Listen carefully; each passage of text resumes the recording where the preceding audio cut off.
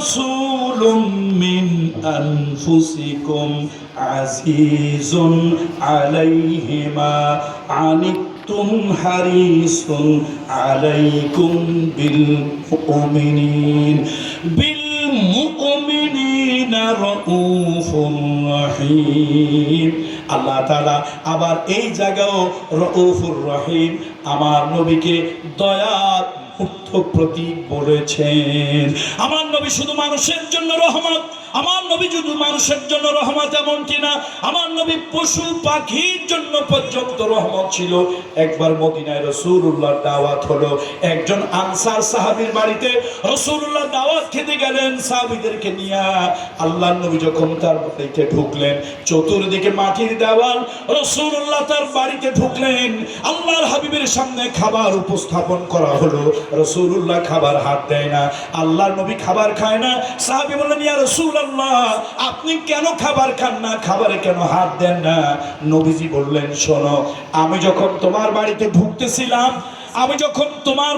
ঢুকতেছিলাম, ওই যে গাছের কাছে একটা উট বাঁধা, ওই উট আমাকে দেখে কেঁদে কেঁদে বলেছে, উটটার উপরে তুমি অনেক অত্যাচার করো, উটটার উপরে অনেক নির্যাতন করো, তারে খাবার দাও কম, কিন্তু তারে দিয়ে কাজ করাও বেশি। ওই উট আমার কাছে নালিশ দিয়েছে, আমি রহমাতুল লিল আলামিন, উট আমার কাছে নালিশ দিয়েছে, তোমার মতো জালিমের কাছে আমি খাবো না। সাহাবী কাঁদলেন আর বললেন, ইয়া রাসূলুল্লাহ, আপনি আমার বাড়ি খান, আমাকে তওবা পড়ান, আমি আর জিন্দেগিতে মানুষ তো দূরের কথা, কোন পশু প্রাণীকেও আমি কোনোদিন কষ্ট দেব না। আল্লাহ নবী বললেন, ইন্নাল্লাহা কাতাবাল ইহসানা আলা কুল্লি শাই, আল্লাহ তাআলা সব কিছুর উপরে রহম করা, ইহসান করা তোমাদের জন্য ওয়াজিব করে দিয়েছেন। এই জন্য আল্লাহ হলেন রব্বুল আলামিন, মুহাম্মদুর রাসূলুল্লাহ হলেন রাহমাতুল লিল আলামিন। এবার তৃতীয় আয়াত, আল্লাহ তাআলা এমন একখানা কিতাব দিয়েছেন, এই কিতাবটা শুধু জামাত ইসলামের কিতাব নয়, হেফাজতে ইসলামের কিতাব নয়, আলেমদের কিতাব নয়, আলিয়া মাদ্রাসার কিতাব নয়, কওমি মাদ্রাসার কিতাব নয়। তুমি যদি নিজের মুসলমানের সন্তান বলে দাবি করো, তুমি যদি নিজেকে মুসলমান বলে দাবি করো, ও মুসলমানের সন্তান, তুমি কার্ল মার্ক্সের বিধান দিয়ে দেশ চালাও, প্লেটোর বিধান দিয়ে দেশ চালাও, কোপার্নিকাসের হেগেলের বিধান দিয়ে দেশ চালাও, এই নেতা ওই নেত্রীর বিধান দিয়ে দেশ চালাও, একবারও তুমি বলো না তোমার রব তোমার জন্য একখানা কনস্টিটিউশন পাঠিয়েছে। আপনার ছেলে থাকে বিদেশে, আপনার ছেলে বিদেশে থাকে, আপনি পড়াশোনা জানেন না, টেলিফোন নাই, টেলিগ্রাফ নাই, ফ্যাক্স নাই, ইমেল নাই, আপনার ছেলে একটা চিঠি পাঠিয়েছে, আপনি পড়াশোনা করতে জানেন না, বাড়ির পাশে একজন মাস্টার, একজন পণ্ডিতের কাছে চিঠিটা নিয়ে গেলেন, পণ্ডিত সাহেব, ও মাস্টার সাহেব, আমার ছেলে বিদেশ থেকে একটা চিঠি পাঠিয়েছে, চিঠিটা আপনি একটু পড়ে দেন। পণ্ডিত যখন চিঠি পড়তেছে, ছেলে বিদেশ থেকে লিখেছে, বাবা কতদিন ধরে তোমার হাতের খাবার খাই না, বাবা তুমি আমার গ্রামের বাজারে নিয়ে যেতে, বাজারে গিয়া চকলেট, বাদাম, বিস্কুট যা পাওয়া যেত তুমি কিনতা, নিজে আগে না খাইয়া আমার মুখের মধ্যে দিতা। ও বাবা, এখন বিদেশে লক্ষ লক্ষ টাকা কামাই করি, কিন্তু তুমি যে ওই যে 10 টাকার চকলেট বাদাম কিনে দিয়েছ, ওই মজা যেন কোথাও পাই না। ছেলে চিঠিতে লেখছে, বাপের চোখ ভাইয়া ভাইয়া পানি গুলি পড়ে, দাড়ি ভিজে যায়। পণ্ডিত জিজ্ঞেস করে, বাবা চাচা আপনি কেন কাঁদেন, কি জন্য কাঁদেন? কয়, আমার ছেলে চিঠি লিখেছে, সে তার ছোটবেলার কথা স্মরণ করেছে, ওই কথাগুলো শুনে চোখ দিয়ে পানি ধরে রাখতে পারি নাই।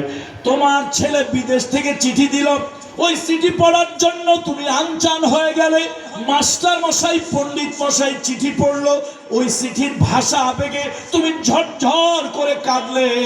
রহমাতুল লিল আলামিনের মাধ্যমে আল্লাহ তোমার কাছে একটা চিঠি পাঠাইছে, 1450 বছর হয়ে গেছে, আমার রব আরশে আজিম থেকে একটা চিঠি তোমার কাছে পাঠিয়েছে রহমাতুল লিল আলামিনের মাধ্যমে। রহমাতুল লিল আলামিন নবী দো জাহা, সকল মানুষের পরকালীন জীবনে আপনার তরানেওয়ালা এই মুহাম্মদ রাসূলুল্লাহ আমাদেরকে সুন্দর করে কোরআনটা বুঝাই দিলেন। আল্লাযী ফাসসালা ওয়া সাহালা লানা আদ-দীন ওয়াশ শরিয়া, আদ-দীন ওয়াশ শরিয়া, জীবনটাকে কেমন করে সুন্দর করে চালাতে হয় মুহাম্মদ রাসূলুল্লাহ রাহমাতুল লিল আলামিন সব সুন্দর করে বর্ণনা করলেন। ও আল্লাহর বান্দা, তুমি আজকে অমুক নেতার জীবনী পড়ো, অমুক দার্শনিকের বই পড়ো, এই যে একটা কিতাব, একটা চিঠি তোমার আল্লাহ তোমার হাবিবের মাধ্যমে, তোমার রহমতুল লিল আলামিনের মাধ্যমে পাঠাইলো, একবারও চিঠিটা কেন তুমি পড়লে না? কি জবাব তুমি দেবে? এই জন্য আল্লাহ তাআলা কোরআনকে শুধু কোন দলের বানায় নাই। এই কোরআন বিএনপির নয়, এই কোরআন জামাতের নয়, এই কোরআন হেফাজতের নয়। ও মুসলমানের সন্তান, তুমি যদি নিজের মুসলমান বলে দাবি করো, কোরআন হাদিসে কোথাও লেখা নাই জামাত ইসলাম, হেফাজত ইসলাম, খেলাফত আন্দোলন, শাসনতন্ত্র আন্দোলন তারা কোরআন কায়েম করবে, এ কথা কোরআন হাদিসে কোথাও লেখা নাই। আমার প্রশ্ন হলো, তুমি মুসলমানের বাচ্চা, কেন তুমি কোরআন দিয়ে দেশটা চালাতে পারো না? ডিমের ভিতরে কুসুম যেরকম নিরাপদ, পাখি যেরকম গাছে নিরাপদ, মায়ের কোলে শিশু যেরকম নিরাপদ, আল্লাহর কোরআন যদি কোন সমাজে কায়েম হয়, সব জাতির সব ধর্মের লোক ওর থেকে বেশি নিরাপদ। কথা ঠিক কিনা জোরে বলে? তাহলে আল্লাহর কোরআন বাদ দিয়া যারা মানুষ রচিত বিধান দিয়ে দেশ চালাতে চায়, ওরা আল্লাহর বিধানের সাথে, বিশ্বনবীর সাথে গাদ্দারি করেছে, এগুলো সব গাদ্দার। ঠিক কিনা জোরে বলেন? হুজুরদের দোষ দাও, হুজুরদের দোষ দাও, হুজুরদের লাগবে না। আমার প্রশ্ন হলো, হুজুরের কবরে হুজুর যাবে, তোমার কবরে তুমি যাবে। হুজুরকে প্রশ্ন করবে, তুমি কোরআনের বিধানের জন্য চেষ্টা করেছিলে কিনে? হুজুর তার জবাব দেবে। আমি জিজ্ঞেস করছি সলিমুদ্দিন, তুমি কোন জবাব দেবে? ওই জায়গা গিয়া কবরে চলবে না, আমি অমুক দলের লিডার, অমুক দলের ক্যাডার, এটা চলবে? ওখানে কোনো টেলিফোন চলবে না, হ্যালো যারা ধরছে ও কিন্তু আমার দলের লোক, ছাড়ে দেন তাড়াতাড়ি। ফেরেশতারা কয়, তোরে তো আচ্ছা মতো ধোলাই করব, যে ফোন করছে তোর দলের লিডার ক্যাডার, ওইটারও আচ্ছা মতো ধোলাই করব। এই জন্য আসেন কোরআন দিয়ে, আমি জানি না আমার মাইকের আওয়াজ কোনো হিন্দু, বৌদ্ধ, খ্রিস্টান, উপজাতি, মাইনরিটি কোন সম্প্রদায়ের ভাই বোন শুনছেন কিনা দেখেন। আমি আপনাকে স্পষ্ট ভাষায় বলছি, কোরআন এমন একটা কিতাব শুধু মুসলমানদের জন্য নয়, এটা সার্বজনীন। বলেন কোরআন এই কিতাবটা কিসের? সার্বজনীন। এই জন্যই আল্লাহ তাআলা সূরা আল কালামের 52 নম্বর আয়াতের ভিতরে আল্লাহ তাআলা বলেছেন, ওয়ামা হুয়া ইল্লা যিকরুল লিল আলামিন। এই কিতাব হলো আলমের জন্য উপদেশ। আমার দেশে কিছু সাংবাদিক আছে, সব সাংবাদিক না, কিছু সাংবাদিক ভালো আছে, কিছু আছে সাংবাদিক, কিছু হলো সাংঘাতিক। এগুলা তালে তিল বানায়, তিলে তাল বানায়।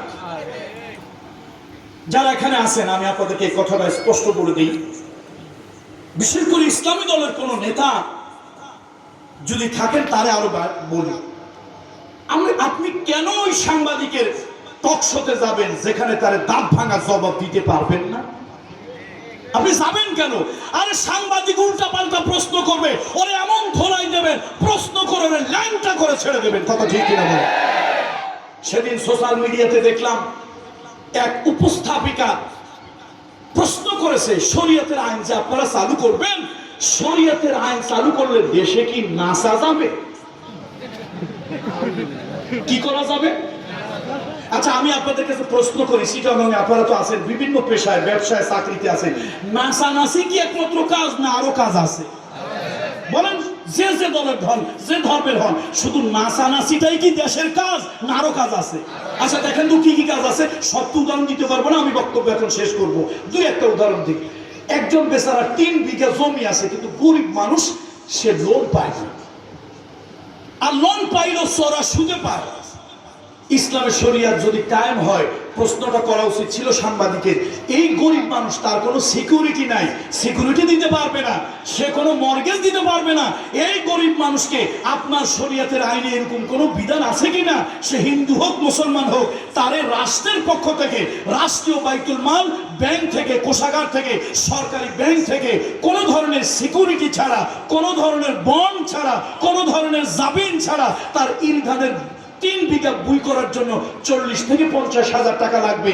আপনার শরীয়তের আইন যদি হয়, ওই হিন্দু বেচারা, ওই মুসলমান বেচারা, ওই গরিব বেচারা 3 বিঘা জমিতে আলু চাষ করার জন্য, ধান চাষ করার জন্য, বাদাম চাষ করার জন্য 50,000 টাকা সহজ শর্তে অথবা অল্প লাভে অথবা উইদাউট ইন্টারেস্টে পাবে, এরকম কোনো বিধান কি আছে কিনা? প্রশ্নটা হইলে যথোপযুক্ত হইতো না ভুল হইতো?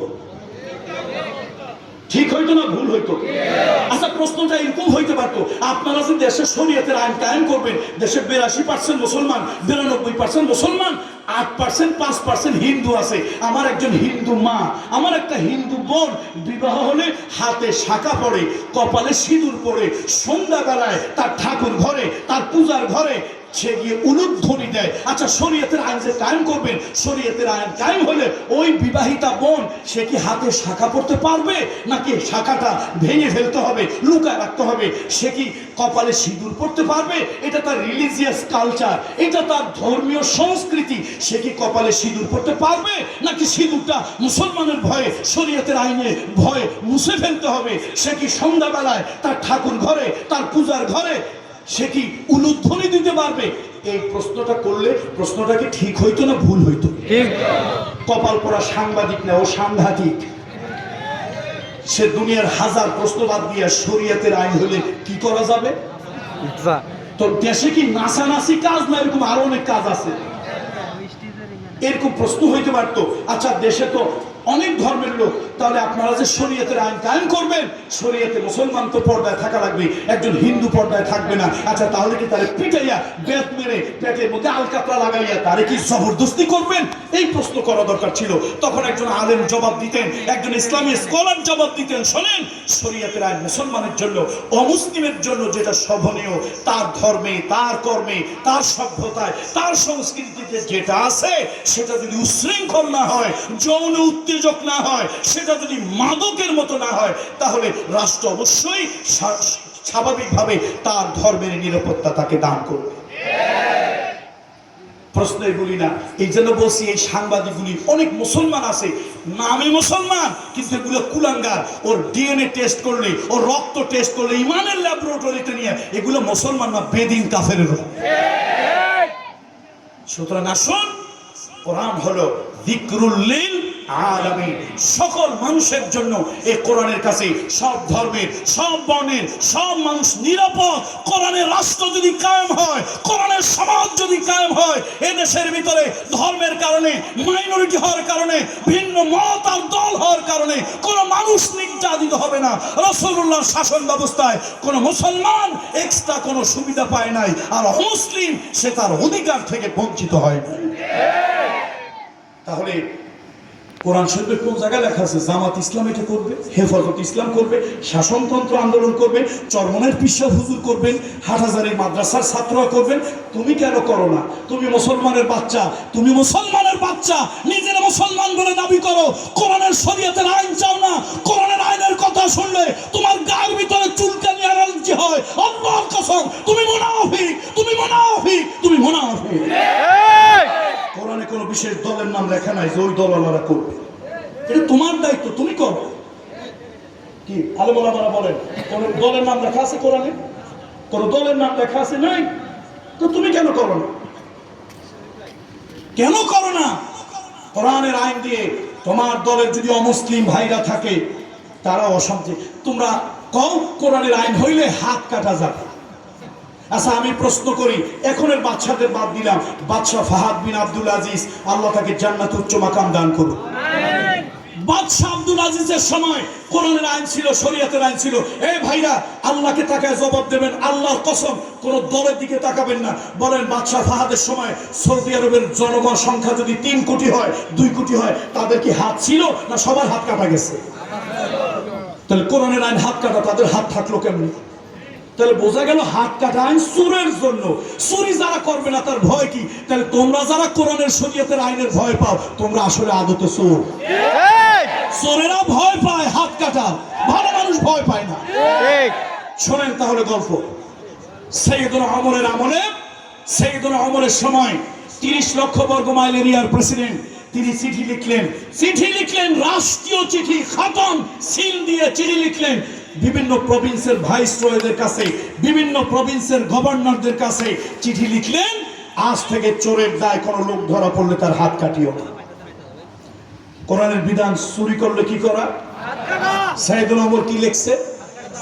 এখন জলিল কাদরের সাহাবীরা বলল, ওমর আল্লাহর আইন কি আপনি পাল্টায় দিতে চান? সাইয়েদনা ওমর আল্লাহর আইনের কাছে বড় নরম ছিল, শিশুর মতো তিনি কেঁদে উঠলেন, শিশুর মতো কাঁদলেন, কেঁদে কেঁদে বললেন, আল্লাহর আইন আমি কেন, সারা দুনিয়া একত্রিত হয়ে আল্লাহর ওহীর একটা বিধানকে কেউ লঙ্ঘন করতে পারবে না। তো আপনি লিখলেন কেন? সাইয়েদনা ওমর বলল, শোনো, আমার রাষ্ট্রে বিভিন্ন জায়গায় অতিরিক্ত বৃষ্টি, অতিরিক্ত খরা, রাজনৈতিক অস্থিরতা, নানান কারণে ফসল ভালো হয় নাই, লোকজনের অর্থনৈতিক অবস্থা ভালো না। আমি গোয়েন্দার মাধ্যমে খবর নিলাম কিছু কিছু জায়গায় অনেক স্বামী তার স্ত্রীর ইজ্জত ঢাকার জন্য ঠিক মতো এক টুকরা কাপড় দিতে পারছে না। আমি অনেক জায়গায় গোয়েন্দার মারফত খোঁজ নিলাম, অনেক সন্তান ক্ষুধার জন্য কাঁদে, বাবা তারে খাবার দিতে পারে না। যদি কোনো সন্তান ক্ষুধার জন্য ঘরের ভিতরে কাঁদে আর বাবা ক্ষুধার যন্ত্রণা, সন্তানের কান্না সহ্য করতে না পেরে কোনো দোকানের তালা ভেঙে যদি বাবা 2 কেজি চাল, 2 কেজি আটা, 1 কেজি গম যদি চুরি করে, আর ওই চুরি করতে গিয়ে যদি ধরা পড়ে, তাকে যদি আদালতে এনে হাতটা কেটে দাও, শরীয়তের আইন তো ঠিক রইল, কিন্তু আল্লাহর আদালতে, কিয়ামতের ময়দানে আল্লাহর আদালতে আল্লাহ তাআলা আমাকে যখন জিজ্ঞেস করবে, ওমর 30 লক্ষ বর্গ মাইল এরিয়ার তুমি বাদশা, খলিফা, প্রেসিডেন্ট, তোমার রাজ্যে একটা মানুষ বাচ্চার কান্না সহ্য করতে পারে নাই, মাসুম বাচ্চারা ঘরের ভিতরে ক্ষুধার যন্ত্রণায় কাঁদে, বাপ কান্না সহ্য করতে পারে নাই, বাপ সহ্য করতে না পেরে এক জায়গা থেকে চুরি করছিল, চুরির দায় ধরা পড়লো, এই জন্য হাত কাটা গেল। কিয়ামতের ময়দানে আল্লাহর আদালতে আমি আসামি হব, কি শাস্তি ওই দিন হবে আমার জানি না। আমি এই জন্য বিভিন্ন জায়গায় চিঠি লিখে দিয়েছি, চুরি করা একটা অপরাধ, যে কোনো কারণে চুরি করুক, চুরি করা খারাপ কাজ, নিন্দনীয় কাজ, কিন্তু এরকম অভাবের কারণে কেউ যদি চুরি করে হাত কাটিও না, তারে কয়টা দোররা বেতের বাড়ি মারো, চাবুকের বাড়ি মারো, কিন্তু খবরদার খালি হাতে তারে ঘরে ফিরাই দিও না। তার স্ত্রীর পরনে যদি কাপড় না থাকে, ইজ্জত ঢাকার জন্য কোনো কাপড় যদি না থাকে, বাইতুল মাল থেকে কাপড় দিয়ে দিও। তার সন্তানগুলি ক্ষুধার যন্ত্রণায় কাঁদবে, ওই ক্ষুধার যন্ত্রণা নিবারণের জন্য চুরি করছে, অপরাধ ধরা পড়ছে, চাবুকের বাড়ি দিও, কিন্তু খালি হাতে বাড়ি ফিরাই দিও না। রাষ্ট্রীয় কোষাগার থেকে কিছু আটা, কিছু জব, কিছু ছাতু, কিছু গম দিয়ে দিও, বাচ্চা কাচ্চা নিয়ে 3 বেলা যেন অন্তত খেয়ে বাঁচতে পারে। আমার বন্ধুরা, তাহলে বোঝা গেল, অভাবের তাড়নায় কোনো মানুষ যদি জীবনের তাড়নায়, ক্ষুধার তাড়নায় চুরি করে, চুরি করাটা একটা অপরাধ, খারাপ কাজ, নিন্দনীয় কাজ, চুরি করা একটা ঘৃণিত কাজ, এই জন্য তাকে চাবুক মেরেছে। কিন্তু ইসলাম তার পেটের সমস্যার সমাধান করেছে। অভাবের কারণে নয়, স্বভাবের কারণে যারা চুরি করেছে। রাসূলুল্লাহর বংশের একজন ফাতেমা চুরি করলো, সবাই গিয়ে ধরলো। রাসূলুল্লাহর নাতি উসামা বিন যায়েদ তাকে বললো, যাও তোমার দাদার কাছে গিয়ে বলো ফাতেমা উচ্চ বংশের কন্যা, তাকে যেন রাসূলুল্লাহ হাত না কাটার নির্দেশ দেয়। নবীজিকে কোরআনের আয়াত উল্টাতে বলল, আল্লাহ রাসূল রাগ হইলেন, রহমতের নবী, হুজুরের চেহারা মোবারক লাল হয়ে গেল। রহমতের নবী উঠে দাঁড়ালেন আর একটা ভাষণ দিলেন, তোমরা আমাকে আল্লাহর আইন পরিবর্তন করতে বলো।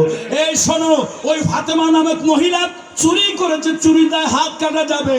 আল্লাহর কসম, আমি নবী মুহাম্মদ রাসূলুল্লাহর কন্যা, তার নামও ফাতেমা।